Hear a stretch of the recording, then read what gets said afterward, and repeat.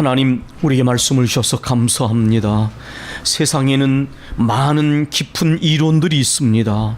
그러나 모든 세상의 이론과 이념들은 파편적인 진리를 담고 있고 때로는 편파적이어서 사람들을 나누게 하는 그러한 계기가 되는 것도 봅니다. 그러나 주님의 말씀은 완전한 진리이시오. 오직 복음만이 죄와 사망의 권세에서 인간을 해방시키는 구원의 능력이심을 믿습니다.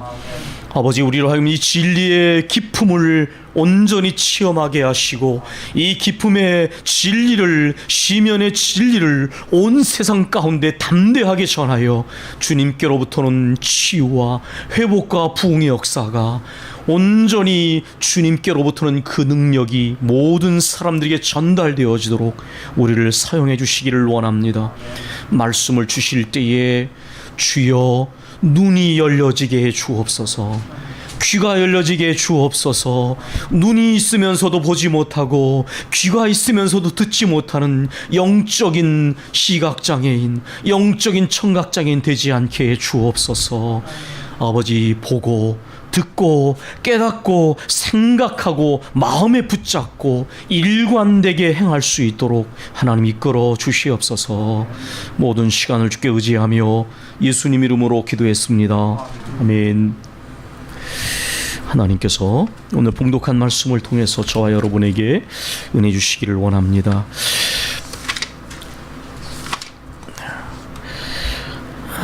우리가 경기장에 가게 되면 경기장에 많은 관중들이 모였을 때 그런 표현을 쓰지요.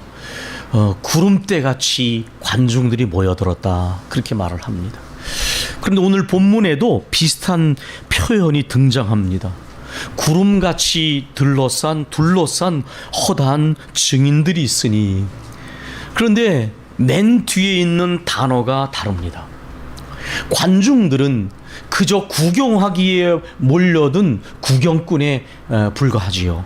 그런데 여기에는 구름같이 둘러싼 허다한 증인, 이것은 법적인 용어인데 목격자다라는 말입니다. 믿음의 경주장에서 믿음의 경주를 하는 이 장면을 지금 이 히브리서 기자는 언급하고 있습니다. 여러분께서 이 히브리서를 공부하실 때에 히브리서 11장은 믿음장이고 히브리서 12장은 소망장이고 히브리서 13장은 사랑장이다라는 이야기를 한 번이라도 들어보셨을 거예요. 그래서 우리가 히브리서 11장을 읽으면 매 절마다 믿음이라는 단어와 믿음으로 살아간 사람들의 이야기가 거기에 기록되어 있습니다. 하나님을 신뢰하는 믿음으로 신앙의 경주를 하는 사람들의 이름이 거기에 가득 들어 있습니다. 아까 말씀드린 것처럼 관중과 그리고 증인은 다릅니다. 증인이 되려면 친히 목격자가 돼야지만 그의 증언은 효력 있게 됩니다. 신앙은 이 단어와 연결이 되어 있습니다. 내가 스스로 체험하고 내가 목격을 해야지만 증인이 되는 것입니다. 그러니까 우리가 전도를 할 때도 간접 확보로 얘기하는 사람은 힘이 없어요. 그러나 내 삶에 역사하신 하나님을 체험하고 증거하는 언어는 힘이 있어요. 제가 학교에서 학생들을 가르칠 때에 50여 명을 안팎을 가르치면 그 5명 안팎의 학생들은 항상 그런 친구들이 있어요. 아무리 여러분이 비판을 하고 비난해도 저는 믿습니다. 왜냐하면 하나님이 나를 사랑하신 걸 내가 체험했기 때문이고 내가 기도할 때 주님이 나를 도와주신 것을 나는 체험했기 때문에 그 아이들의 말 속에는 아무리 무신론적인 냉소적인 비판하던 친구들도 함부로 하지 못해요. 왜냐하면 사람들은 누구나 비판도 자기 경험에서 하는 거거든요. 그런데 자기 경험에서 비판하는 그 사람 앞에 체험한 사람의 언어는, 하나님을 만나고 체험한 사람의 말은 힘이 있는 거예요. 그 아이들도 그 말 앞에 뭔가 부인할 수 없는 어떤 힘을 느끼는 것을 저는 매 학기마다 보았습니다.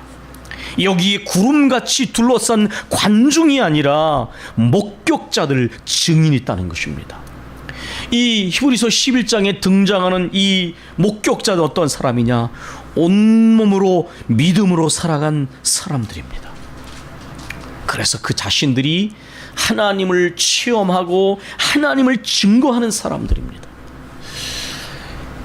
그러므로 이러므로 너희에게 구름같이 둘러싼 허다한 증인들이 있으니 모든 무거운 것과 얽매이기 쉬운 죄를 벗어버리고, 이렇게 말했습니다. 그런데 여러분, 이 히브리서 기사는 여기에서 계속해서 경기장을 연상하게 하는 표현들을 많이 쓰고 있습니다. 여러분, 경기할 때에 이렇게 관중들이 모여 있으면 거기서 선수들이 경기를 합니다. 수영 선수는 긴 머리를 가지고 수영하기 어렵습니다. 왜냐하면 그게 방해가 되기 때문이죠. 육상 선수는 아무리 날씨가 추워도 두꺼운 옷을 입고 뛸 수가 없습니다. 그러면 절대로 좋은 성적을 거둘 수가 없지요. 운동선수가 좋은 성과를 내기 위해서 거추장스러운 것을 다 벗어던집니다. 때로는 머리를 짧게 자르고 옷을 가볍게 입습니다. 그것처럼 너희가 믿음의 경주를 할 때, 그 믿음의 증인들을 생각하면서 믿음의 경주를 할 때에 모든 무거운 짐들을 내려놔야 된다. 인생의 모든 짐이나 죄의 짐을 내려놔야 된다. 마태복음 11장 28절에 수고하고 무거운 짐진 자들아 내게로 오라. 그러면 내가 너에게 쉼을 주리라. 대부분 인생의 짐은 내가 해결할 수 없는 일이에요. 그런데 해결할 수 없는 일들을 결정할 때가 참 많습니다. 그런데 그 모든 짐을 주께 맡기고 얽매이기 쉬운 죄를 벗어버리고, 이거 원래 원어적인 표현에는 환경 속에서 늘 있는 죄들을 말하는 거예요. 이것은 이 생태계 속에서 우리가 잘못하면 물들게 되는 죄입니다. 그러니까 여기서 지금 이렇게 해석할 수 있는 것입니다. 너희가 믿음의 경주를 할 때에 인생의 모든 짐을 하나님께 맡겨버려라. 또 죄에 매이지 않도록 영적으로 깨어있어 조심하라는 것입니다. 우리가 이 두 번째 사항은 요즘 이 세상에서 아주 조심해야 될 말씀입니다. 왜냐하면 영적 환경, 생태계가 성도들의 신앙에 굉장한 영향을 미칩니다. 순종이 어려운 것은 가정 환경에 문제가 있는 거예요. 직장 환경에 문제가 있는 것이고, 친한 사람이, 만나는 사람이 문제가 있는 거예요. 만약에 그들에게 휩쓸리지 않으려면 2배는 영적 힘을 키워야 한다고 말씀드렸습니다. 휘둘리지 않기 위해서, 물들지 않기 위해서, 오히려 그들에게 선한 영향력을 주려면 내가 영적으로 무장이 돼야 돼요. 그러지 않으면 교회에서 은혜 받고 나서 다 털어먹게 되어 있습니다. 표현이 적정치 않지만 다 받은 은혜를 털어보고 폐잔병처럼 다시 일요일 오게 되어 있어요. 왜 그러느냐? 내 안에 환경에서 오는 관계 속에는 영적인 이 영향력, 죄를 내가 못 이기는 거예요. 그래서 우리가 이걸 조심하라는 겁니다. 믿음의 경주를 할 때에 인생의 모든 짐을 주께 맡기며 이 환경과 관계로부터는 죄에 매이지 않도록 영적으로 깨어있어라. 지금 그렇게 말하고 있는 것입니다. 인내로서 우리 앞에 당한 경주를 경주하며, 여러분, 우리 한국 사람들은 감성이 굉장히 풍부합니다. 좋은 점도 있지만 문제가 뭐냐면 종종 신앙이 너무나 순간적이고 감정적이고 관계에 머무를 때가 있습니다. 그래서 주님 우리에게 신실하라고 말씀합니다. 신실하라는 뜻이 무엇입니까? 변덕스럽지 않은 것입니다. 내가 약속을 했으면 손해가 날지라도 지키는 것이 세상에서도 신인 사람의 모습입니다. 하물며 신실한 하나님을 섬기는 우리들의 믿음이 아침에 다르고 점심에 다르고 5분 전과 5분 후가 달라서 되겠습니까? 인내로서 우리 앞에 난 경주를 경주하며, 이것은 이런 뜻입니다. 시간의 길이 속에서 우리가 주님을 향한 믿음의 경주를 꾸준히 해야 되며, 목표에 도달해서 최후 승리를 얻기까지 이 믿음의 경주는 끝난 것이 아닙니다. 여러분, 우리가 이 사실을 기억해야 돼요. 이 믿음의 경주는 이 경주가 끝날 때까지 끝난 것이 아닙니다. 말씀드린 것처럼 그때까지는 인생의 모든 짐을 끊임없이 주께로 내려놓는 훈련, 환경과 관계 속에서 잘못하면 죄에 매기시던 모든 그 영적 위험성을 피하기 위해 늘 깨어있는 이 모습, 이것은 끝까지 가야 되는 거예요. 끝까지. 우리가 주님 오실 때까지 이것은 가야 될 것입니다. 그런데 그렇게 가기 위해서는 우리의 힘으로 되지 않습니다. 우리의 의지로 되는 것이 아닙니다. 그래서 이렇게 말하지 않습니까? 믿음의 주요 온전케 하시는 예수를 바라보자. 여기서 주라는 단어는 아르케고스라는 단어인데, 아르케, 시작을 의미하는 헬라어와 연결되어 있는데, 창시자, 믿음의 모든 부분에 있어서 창시자가 되시며 또 인도자, 선주자가 되시는 예수 그리스도를 말하는 것입니다. 앞에 있는 단어는 증인이었습니다. 증인은 무언가를 목격하고 증거하는 사람들입니다. 그런데 주는 그 증인들이 증거하고자 하는 분이십니다. 자, 우리 강태봉 장로님 가정에 신방을 갔을 때 어떤 말씀을 전할까 기도하다가 이 히브리서 말씀을 봤습니다. 왜냐하면 우리 장로님께서는 교회의 권사님과 함께 많은 어렵고 아픈 순간을 와야만 됐기 때문에 중직자가 져야 할 짐이 있습니다. 중직자이기 때문에 받는 상처와 아픔도 있습니다. 그래서 중직자들은 더 주님을 바라다 봐야 돼요. 굉장히 중요한 일입니다. 우리 모두에게 그렇습니다. 목회자도, 장로님들도, 안수집사님들도, 권사님들도, 우리 청년들도 주님을 한눈 팔지 않고 똑바로 바라보지 않으면 못 이겨낸다는 거예요. 저도 많은 상처를 받았습니다. 저도 많은 낙심을 한 순간이 있었습니다. 그게 제가 대단해서 이겨낸 것이 아닙니다. 다시 주를 바라다 볼 때 일어나게 되더라고요.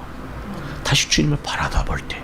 그래서 주님을 바라봐라. 이것은 여기 말이 달릴 때, 경마장에서 말이 달릴 때 옆을 보면 말이 구간을 벗어나면서 기수도 크게 다칩니다. 옆을 바라지 않도록 여러분 이렇게 눈 앞만 바라보는 가리개를 여러분 아시죠?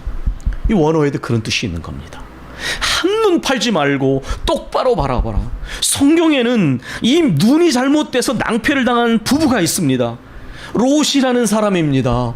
믿음의 눈으로 바라보지 않고 인간의 화려함으로 바라다 보니까 도시를 쫓아서 어디까지 갔느냐? 망하는 소돔과 고모라 성까지 들어간 거예요. 그는 부끄러운 구원을 받았는데 그의 아내는 어떻게 됐습니까? 절대로 뒤를 돌아다보지 말라는 경고를 잊어버리고 뒤에 남겨진 여러 가지 재산들, 여러 가지 인생의 미련, 뒤를 돌아다봤다가 그는 소금 기둥이 됐습니다. 눈으로, 믿음으로 바라보고 바라봐야 할 것을 바라보지 못했다가 낭패당한 사람들이 롯과 그의 아내였습니다. 그러나 아브라함은 믿음으로 바라보고 선택하지 않습니까? 그리고 때로는 흔들리다가 잠깐은 흔들렸다가도 믿음으로 중심을 회복하고 약속의 말씀과 갔던 사람입니다. 예수 그리스도를 바라봐야 될 이유가 무엇입니까? 바로 우리 주님께서 끝까지 믿음의 경주를 가셔서 승리하셨기 때문입니다. 여기 보면 우리 주님께서는 그 앞에 있는 즐거움을 위하여 십자가를 참으사 부끄러움을 개의치 아니하셨더니 마침내 하나님 우편에 앉으셨느니라. 승리하셨습니다. 믿음의 경주에서. 그래서 우리가 주님을 똑바로 바라다 보게 되면 소망이 생겨나게 되고 이 믿음의 경주를 끝까지 완주할 수가 있다는 것입니다. 아멘. 여러분, 절대로 인간은 자랑할 게 없어요. 우리가 아무리 존경하는 목회자나 신앙의 선배들도 그분의 대단함으로 일어난 게 아니에요. 물어보십시오. 약함을 자랑하는 사람들이에요. 약함을 자랑하지 않는다면 그건 자기가 될 것이고 자기의 의지의 강함을 넘어서는 그 순간 어느 날 뚝 부러져서 많은 사람들에게 충격을 주면서 실족하게 될 것입니다. 믿음으로 주님을 똑바로 바라본 사람만이 꺾어지는 것처럼 보여지면서도 일어나게 되는 것입니다. 믿음의 주요 온전케 하시는 예수 그리스도를 바라보자. 이 믿음의 경주에서 승리하려면 주님을 바라다 봐야 됩니다. 그런데 아까 말씀드린 것처럼 히브리서 11장은 믿음장인데 거기에 이런 구절로 시작을 합니다. 믿음은 바라는 것들의 실상이요 보지 못하는 것들의 증거다. 그렇게 말했습니다. 보지 못하는 것들의 증거, 바라는 것들의 실상, 이렇게 말했습니다. 여러분, 제가 한 가지 질문을 드리겠습니다. 여러분께서는 언제 믿음이 생기십니까? 많은 그리스도인들이 믿음이 있다고 말하면서 보여줘야 힘을 얻는 걸 봤습니다. 뭔가 보여줘야 믿더라고요. 도마식의 믿음입니다. 보여줘야 믿겠습니다. 근데 보고 믿는 건 다 할 수 있는 거예요. 그건 믿음이 아닙니다. 엄밀히 말하면. 우리 권사님들께서 교회에 누군가 굉장히 많이 나와야 힘을 얻으십니까? 그런 느낌을 줘서는 안 됩니다. 믿음은 바라는 것들의 실상이요 보지 못하는 것들의 증거라고 그랬는데, 여기 실상은 뭐냐? 이것은 실체를 말하는 것인데 조금 더 정확한 언어로 표현하면 보증을 말하는 것입니다. 믿음이 무엇입니까? 보여줘야 믿는 것이 아니라 하나님의 약속을 보증으로 삼고 믿는 게 믿음입니다. 말씀을 붙들고 약속을 붙드는 것이 믿음이지, 눈에 보여줘야 기운을 내는 것은 믿음이 아니에요. 내 믿음이 만약에 그런 믿음이라면 하나님 앞에 내 믿음 없는 것을 도와주셔서 기도해야 됩니다. 누군가 우리 교회 새로 나오면 좋지요.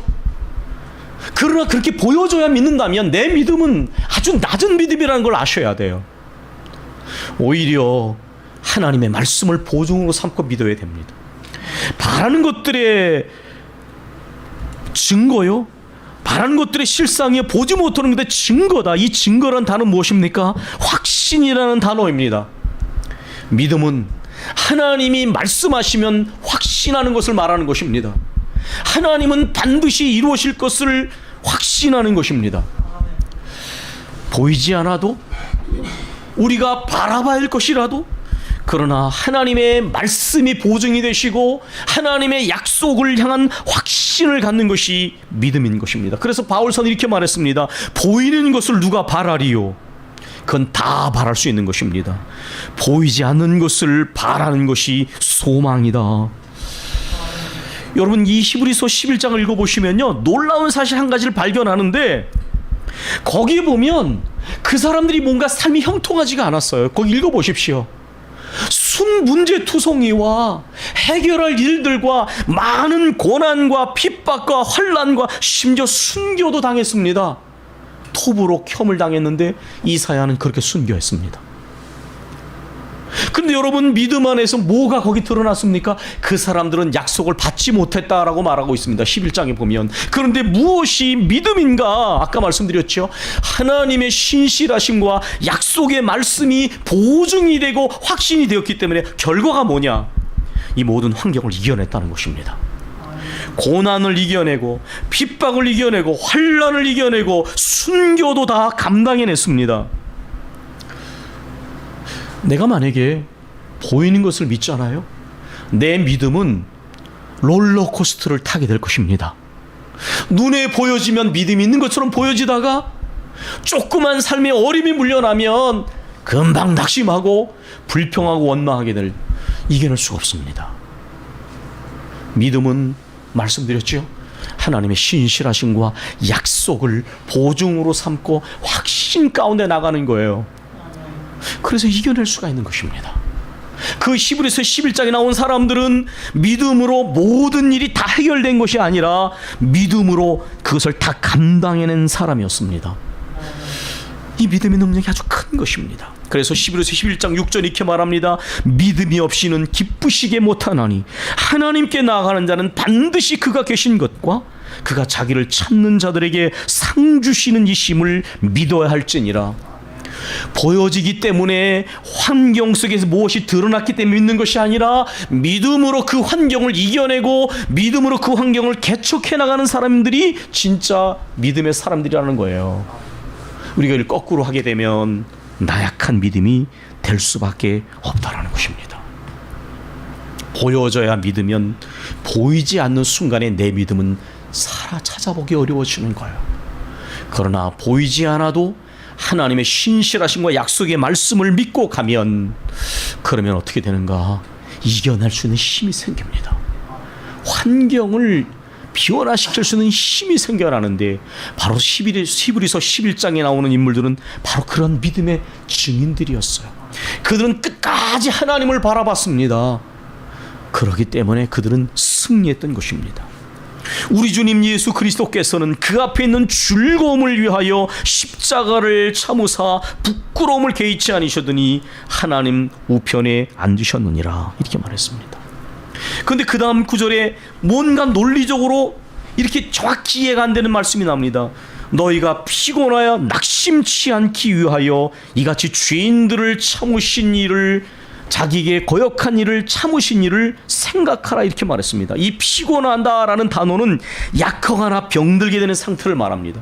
낙심한다라는 것은 지치고 느슨해지는 상태를 말합니다. 왜 이런 얘기를 할까요? 이 히브리서를 받는 사람들이 지금 이런 영적 상태에 있는 거예요. 원래는 예수 그리스도를 바라보면서 모든 짐을 주께 맡기고, 그리고 영적으로 깨어 있어야 되는데 지금 어떤 상태느냐? 영적으로 약해져 있고 느슨해져 있는 거야. 지금 이 편지는 그냥 쓰는 게 아니잖아요. 이 히브리서를 받는 사람들의 영적 상태가 지금 약하거나 병들어 있거나 지치거나 느슨해져 있는 상태인 것입니다. 그렇기 때문에 인내로서 경주를 해야 되는데, 꾸준해야 되는데, 목표에 이르기까지 영적으로 긴장함을 품을 안 되는데 지금 이렇게 약해져 있고 느슨해져 있는 것입니다. 그래서 말합니다.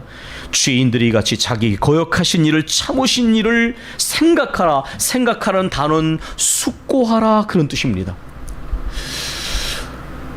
저도 많은 이렇게 신앙의 선생님들을 만났습니다. 그런데 제가 지나간 순간을 돌아보면서 가장 문제의식을 가진 것이 뭐냐면, 저를 포함해서 우리 한국 그리스도인들은 굉장히 감정적이더라고요.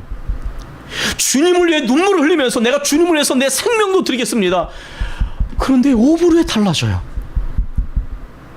그래서 굉장히 고민이 생겼어요. 아, 주님이 우리를 향한 그 사랑이 절대로 감정이 아닌데 우리들의 믿음은 왜 그렇게 변함이 많은가? 아, 그래서 말씀을 붙잡지 아니하면, 우리가 하나님의 말씀 안에서 생각하는 신앙이 되지 않으면 안 되겠다. 그것이 제 중간의 깨달음이었어요. 하나님 말씀을 생각하고 주님이 우리에게 하신 일을 생각하지 아니하면 우리의 믿음이 너무나 변덕스럽게 된다는 거예요. 그러니까 여기에 주님이 그 인내를 생각하라는 거예요. 주님 어떠셨는가? 그 모든 앞에 있는 그 승리와 즐거움을 위하여 모든 부끄러움, 모든 십자가의 그 고난을 다 이겨내셨어. 너희가 싸우되, 죄와 싸우되 피 흘리기까지 싸우지 않는다. 이건 책망입니다. 여러분, 이 당시에 여러분 아시죠? 로마의 원형 경기장에서 검투사들이 싸움을 싸우면 죽기까지 싸웠습니다. 왜냐하면 한 편이 죽어야 이기는 거거든요. 근데 바울 사도가 지금 이렇게 말하고 있는 거예요. 여기에서 너희가 죄와 싸우되 피 흘리기까지 싸우지 않는구나, 이렇게 말하고 있는 것입니다. 영적인 상태가 지금 약해져 있고 느슨해져 있는 걸 지금 책망하고 있는 것입니다. 그렇기 때문에 주께서 사랑하신 자를 징계하신다라는 단어가 괜히 나오는 것이 아니에요. 너희가 이 믿음의 경주에서 모든 짐을 주께 맡기고 영적으로 긴장하며 가야 되는데, 너희가 인생의 짐을 스스로 짊어지고 있으며 너희가 영적으로 지금 긴장감을 잃어버리고 잠들어 있구나. 그렇기 때문에 주께서 너희를 징계하신다, 이렇게 말하고 있는 겁니다. 징계는 징벌하고 좀 다른 것입니다. 여기에 징계라고 사용된 단어는 교육을 의미하는 단어와 파이데이아라는 단어하고 연결되어 있습니다. 교육, 훈계, 훈련, 이런 단어고 연결되는 것입니다. 다시 말해서 영적으로 하나님이 너희를 징계하신다라는 말의 의미는 훈련을 시켜서 너희를 바른 길로 세우고자 합니다, 이렇게 말했습니다. 그런데 주님의 징계를 두 가지로 받아서는 절대로 안 된다는 거예요. 첫 번째, 주님이 나를 징계하시는데 가볍게 여기지 말라는 거예요. 아까 제가 예배를 드리면서 말씀을 드렸습니다. 주님이 여러 번 말씀하시는데 그것을 소홀히 여기면 나중에는 호미로도 막을 거를 괭이로도 못 막게 됩니다. 여러분, 이거 잊지 마셔야 됩니다. 제가 뼈아프게 고백하고 싶은 것이 있는데 바로 그런 부분이에요. 주님이 여러 번 참고 기다리셨는데 그 죄를 내려놓지 못하니까 나중에는 주님이 세게 때리시더라고요. 우리 성도들은 그런 모습이 있어서는 안 됩니다. 성령이 여러 차례 말씀하시면서 순종하라고 말씀하실 때에 가볍게 여기지 말라는 거예요. 그런데 우리 교우들이 가볍게 여기는 모습이 있어서는 안 됩니다. 주님이 말씀하실 때 지난주에도 그런 말씀 드렸죠. 감기만 두려도 주님을 겁내는 분이 있는데 그거는 그 사람이 심지가 약해서 그런 게 아니에요. 하나님 두려운지를 알기 때문에 요만한 사인이 와도 어이쿠 안 되지 이렇게 가는 거예요. 그 사람은 호미로 맡기는 사람, 말씀하신 사람입니다. 근데 어떤 사람들은 하나님이 끊임없이 말씀하시는데도 가볍게 여겨서 나중에는 괭이로도 못 막는 사람들, 저는 목사들 가운데도 봤고 장로님들 가운데서도 봤고 권사님과 안수님들 가운데도 봤습니다. 아니, 죄 자신이 스스로 그런 어리석음을 가졌던 순간들이 있었어요. 주님의 징계를 가볍게 여겨서는 안 됩니다. 또 두 번째, 그렇다고 낙심해서는 안 됩니다. 왜냐? 주님이 나를 사랑하시는 표라는 거예요. 사생자는 누가 뭐라 하는 사람이 없어요. 그러나 부모가 자식을 사랑하면 자식이 곁길로 가면 때로는 눈물을 흘리면서 자식을 때리거나 자식을 훈계합니다. 사실 오늘날 진보에서 문제가 그거예요. 훈육을 잃어버린 교육이 교육이 되겠습니까? 인권과 평등의 이름으로 모든 도덕과 모든 윤리를 무너뜨리는 어리석음을 세상이 지금 범하고 있어요. 인권과 평등이 전부가 아닙니다. 부모와 자식 간에 도리가 있고 선생님과 제자 사이에 가르쳐야 할 것이 있고 가르치는 사람은 완전하지 않아도 학생들을 바르게 인도할 훈육을 해야 되는데 인권과 평등의 이름으로 교육을 할 수가 없습니다. 세상의 모든 윤리와 도덕을 무너뜨리면 나중에는 자유가 방종이 될 것입니다. 여러분, 사랑하는 자를 징계하는 거예요. 때로는 내가 이 귀에 거슬려도 이것이 내 영혼에 유익한지를 생각하지 않으면 말씀을 깊게 들을 수가 없어요. 주님이 우리를 징계하실 때 가볍게 여겨서는 안 됩니다. 낙심해서는 안 돼요. 사랑하시니까 그런 거예요. 이제 다윗의 얘기를 좀 드리고 말씀을 마무리하겠습니다. 저희가 수요일 날은 창세기부터 시작해서 지금 레위기 2장을 했습니다. 금요일 날은 시편을 읽어서 63편까지 갔습니다. 성경의 영성과 성경의 기도라는 제목으로 제가 있는 동안은 계속 그렇게 갈 겁니다. 그런데 시편 64편을 읽다가 이런 두 가지 질문이 떠올랐어요. 다윗은 언제 가장 행복했을까? 이게 첫 번째 질문이었습니다. 여러분 어떻게 생각하세요? 언제 다윗이 가장 행복했을까요? 시골에서 전원 속에서 목동이 돼갖고 양을 칠 때 그 전원의 평화로운 순간에 가장 행복했을까요? 아니면 골리앗을 쓰러뜨렸을 때 가장 행복했을까요? 아니면 왕이 돼서 가장 높은 자리에 오르고 진수성찬을 먹고 그리고 모든 적으로부터 다 승리했을 때였을까요? 아마 강도로 따지면 세 번째였을 것입니다. 다윗이 모든 적들과 다 승리하고 평안했을 때가 가장 행복했을 거예요. 그런데 두 번째 질문입니다. 그러면 다윗은 언제 하나님하고 가장 가까이 있었을까요? 제게 이 질문이 다가왔어요. 시편 63편을 다루면서 언제 주님하고 가장 가까웠을까요? 그런데 시편 63편에 보면 거기에 대한 대답을 생각하게 하는 표현들이 나옵니다. 그건 뭐냐? 다윗이 광야에 가 있습니다. 그 광야에 있는데 마실 물이 없어서 너무나 갈급하고요. 지금 하나님의 도움이 너무나 아주 갈망하면서 도움이 필요해요. 그럼 언제 다윗의 생에서 그런 순간이 있었을까? 두 번이었습니다. 첫 번째로는 사울에게 쫓겨서 광야로 갔을 때입니다. 두 번째로는 압살롬, 자기 아들이 반란을 일으켜서 온 나라가 압살롬 편이었을 때 생명의 위기 가운데 충성신과 함께 도망자가 신사가 돼서 이 광야를 통과했을 때였습니다. 이 본문은 아마도 두 번째일 가능성이 많습니다. 그러면 여러분, 지금 얼마나 철학 맞을까요? 내 아들이 반란을 일으켰어요. 그리고 내 아들들을 많이 죽였습니다. 그러면 광야에 가서 마실 물도 없고, 그리고 지금 얼마나 힘이 든지 모릅니다. 그런데 여기서 다윗이 이렇게 말합니다. 내가 주의 성소, 이렇게. 이게 무슨 말일까요?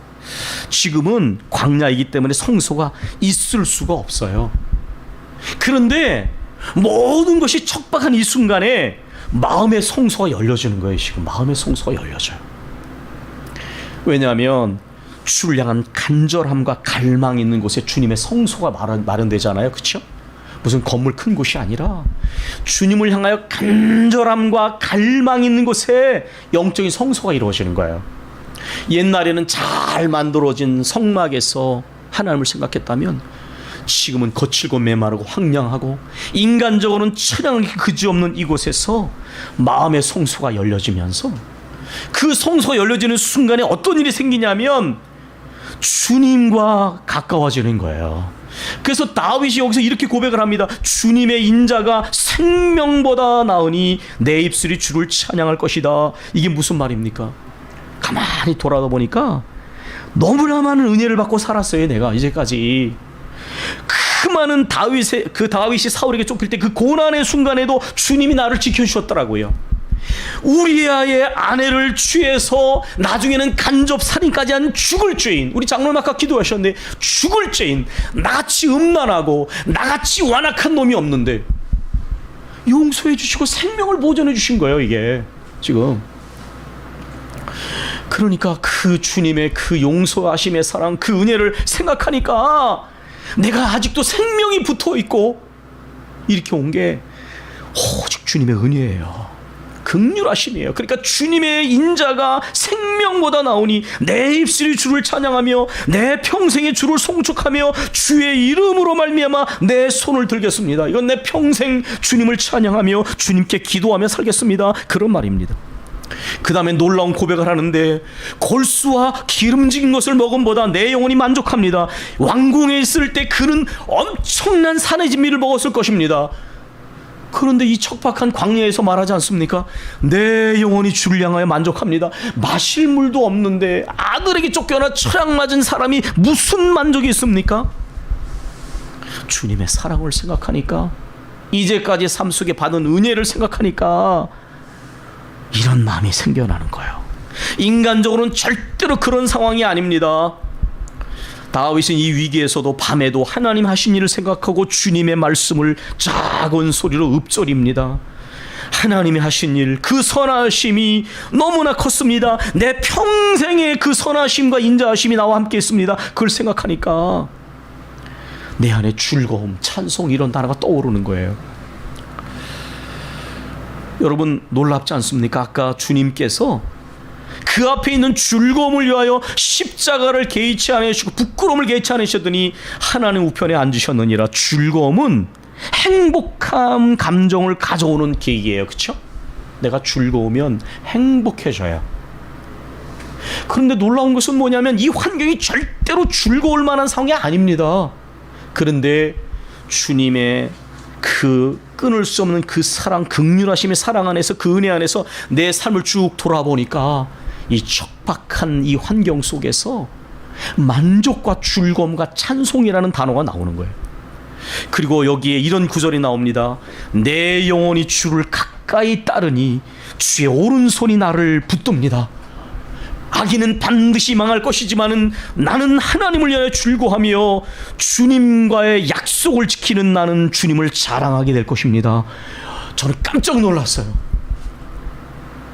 아까 제가 이런 두 가지 질문을 드렸습니다. 다윗이 언제 가장 행복했을까요? 왕이 되었을 때입니다. 모든 전쟁에서 승리할 때입니다. 그런데 그 다음에 어떤 일이 일어났습니까?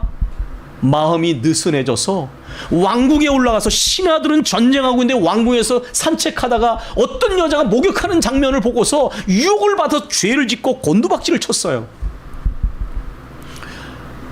인간적으로는 그 순간이 가장 행복하고 평안한 순간이었지만은 그 순간이 다윗에 큰 위기를 가져왔어요. 그런데 오히려 이렇게 아들에게 쫓겨나가지고 언제 죽을지 모르는 위험한 상황에서 주님의 은혜 안에 자기 생애를 돌아다보고 지금도 내가 생명이 붙어 있고 주님의 지키심을 안에 내가 있다는 걸 생각하니까 행복해지는 거예요. 제가 이 말씀을 준비하면서 이런 생각이 들었어요. 전 지금도 해결해야 될 참 많습니다. 지나간 날을 돌아보면 참 눈물 흘릴 순간이 참 많았어요. 괴로운 순간이 참 많고 절망할 순간이 참 많았어요. 그런데 그때 생각해보면 그때처럼 주님 앞에 간절한 때가 없었어요. 그때처럼 주님이 가까이 느껴지는 순간이 없었어요. 그래서 저는 오늘 평안한 순간도 이게 전부가 아니라고 생각해요. 제가 어제 기도회 때 그런 말씀 드렸는데 저도 연로하신 아버지가 계세요. 늘 조심스럽지 않습니까? 지금 환경에서 우리 교우들 생각하면 늘 마음에 긴장이 됩니다. 여러분 그렇지 않으십니까? 우리 부모님들 연세가 이문열님, 김미자님, 이노키님, 이순희님, 저희 아버님, 연로하신 부모님들이 계세요. 외국에 있는 우리 김영희 원사님의 자녀들, 또 우리 김석현 집사님의 우리 노랑자매 따님, 많은 분들이 있어. 어떤 환경일 좀 3단계 올라간다. 근데 저는 그렇게 이걸 긴장을 하지만 그러나 제게는 이 모든 환경에 대해서 그렇게 가면 가는 거예요. 그렇게 가는 거예요. 중요한 건 뭐냐? 내가 하나님을 가까이 하고 있는가 더 중요해요. 하나님을 가까이 하면 주님이 인도하실 거예요. 우리 또 그렇게 기도해 왔어요. 매일 그렇게 기도해 왔어요. 언제가 가장 행복한가? 환경이 편안하면 행복합니다, 인간적으로. 근데 그런 행복은 너무나 깨어지기 쉬운 유리그릇 같아요. 그런데 다윗이 한 것처럼 주님을 가까이 하면 광야에서도 행복할 수 있어요.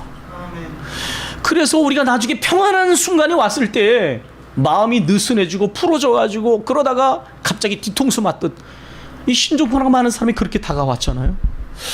그러나 다윗은 그래서 나중에 이걸 경험했기 때문에 이렇게 말하잖아요. 주님은 나의 힘이시니 내가 사랑합니다. 시편 73편 이렇게 말했습니다. 여호와를 가까이함이 내게 행복입니다. 이렇게 말했습니다. 이것은 절대로 체험을 하지 않으면 고백할 수 없는 말이에요. 환경이 편안하니 평안하고 행복하지요. 믿는 사람들도 대부분 거기를 못 벗어나는데 다윗은 여호와를 가까이 하니 그 안에서 주님이 나를 지키심과 이제까지도 나를 같은 죄인 나같이 허물 많은 사람을 용서하시고 기다려주시고 또 새 힘 주시고 여기까지 와셨으니 내가 행복합니다. 평생 주님을 찬양하고 주님을 가까이 모시고 살겠습니다. 그렇게 말하고 있는 것입니다.